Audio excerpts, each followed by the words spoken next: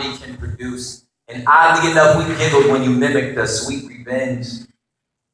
The homies not stupid can tell the difference between admiration and mockery, please. So we protected our music because truthfully, we thought it was all we had. And we watched y'all make a killing off it, from hip hop to jazz, like Elvis and Fats Domino, from Patra to Gwen Stefani, and the fact that names are foreign, that's just what I'm pointing to. Y'all imitated Jamaicans, and you attempted to grow dreads, and you commodified reggae. That's Marley's face on everything, and your children, they used their faith as an excuse to smoke weed, so we grew angry, unaware of God's plan for rescue, but we ain't know better. We had a flawed version of personhood, identifying only by being victims of oppression. It's a true story. It deserves to be heard. Y'all would learn and listen. I watched them. Covet your camaraderie, your sense of family, your food and your work ethic, but not your struggle. We were jealous. We were jealous you had a homeland and a native tongue and your parents spoke it, and we were just the offspring of the broken, hopeless. So we all learned Swahili as if we knew we were from that region. Silly, I know, but what you supposed to do when all you know that your closest cultural customs are similar to your captors? Pastor? It's easier to blame them economic woes on filth filtering through our borders, right? Immigrant job orders, right? We should all just deport them all on one bus, and stupid us, we broad brushed.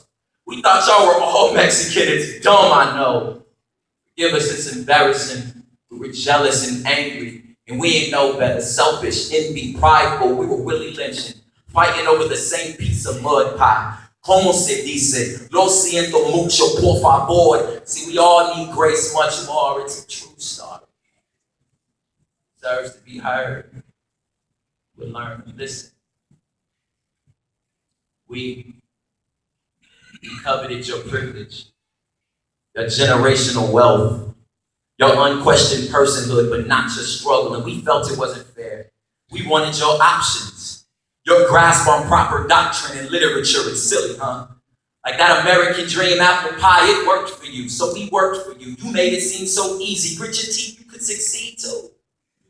We didn't know your story, shoot. We thought white was white.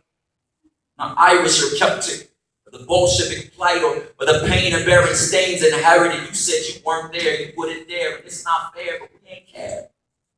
You know better, you told us you struggled too. Like rednecks in trailer parks, like me and you are cool. I hurt like you, but that was fire for the fuel that boiled into them riots, and y'all were so confused, but truthfully so were we. But now we understand that we suffered the same stain, and it came from a shared ancestor. We all descend from Adam's sin, and it riddles every inch of us. But now we see clearly our crimson cord is one rope made from many strands, and each its own color. But now it clearly stands, dyed the color red from our Savior's blood shed, and the rope finds its strength when in multiple lines wrapped around each other until they all perfectly intertwine. So maybe let's call it even and walk through life knowing that a three-chord bond is not easily broken. That a three-chord bond is not easily broken. It's a true story. It needs to be heard. We'll learn to listen.